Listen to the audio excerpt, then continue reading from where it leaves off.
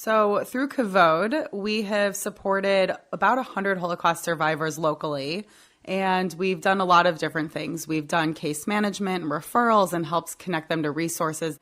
We also do a lot of programming, specifically taking them to ballets and operas, and we have a cultural club where we bring different speakers to talk about arts and culture and films, and we try to take them on walks and outings and different things that help reduce social isolation and makes them feel good and dignified. It's been 70 plus years, and these people are still grappling with things. What are they dealing with still after all this time? You know, a lot of our Holocaust survivors haven't really had opportunities to share their stories, especially those from the former Soviet Union. It's a part of the Holocaust narrative we don't hear often, and sometimes that group doesn't like to be compared to those who've been to concentration camps or other experiences that we know of. And so as they're getting older, they're not able to hold back these memories, and a lot of times they're coming back in these really difficult and painful ways. And so having these more positive outlets to share stories, to be surrounded by people who've had similar experiences has really enabled them to get through some of those challenges as you age and these memories just start to resurface.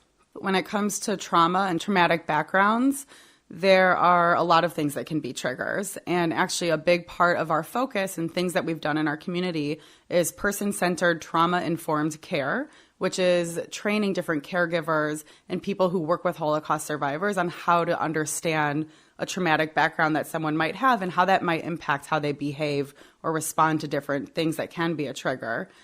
Just to give you an example, when we first started signing people up to come to a program, we had a list, and then we realized putting your name on a list could actually trigger some really negative memories of the Holocaust, and they really did not respond well to that. And so we removed that piece of how we figured out who was coming and attending a program. Instead of having a list for them to write their name down, we found a different way to do it. So what are some of the techniques that you use to reconcile some of those experiences? So a great example is a recent project of ours where we created a cookbook with recipes from first and second generation Holocaust survivors, specifically from the former Soviet Union.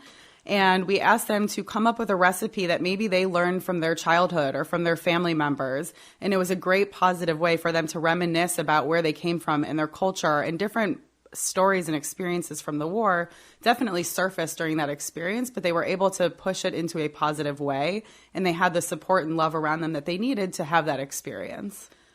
Just last year for Holocaust Memorial Day, we took a group of 3 Holocaust survivors down to Bloomington, Indiana, and they shared their story on a stage for the very first time in their lives. And we were able to talk to them about how this can help this next generation learn from their experiences so that these experiences don't just happen in vain, that they are able to be a little bit more empowered through them, through the experience of telling these stories and through sharing them with the community. Yeah, that sounds really mutually beneficial, not only to the people who are hearing it, but to the people who are delivering the message. Absolutely, and it's a great connection to Ava Kor and everything she represents. She uses her story to empower human rights and activism and social justice, and really tries to find a way to take her really horrific experiences and turn it into a way that she can make the world better today.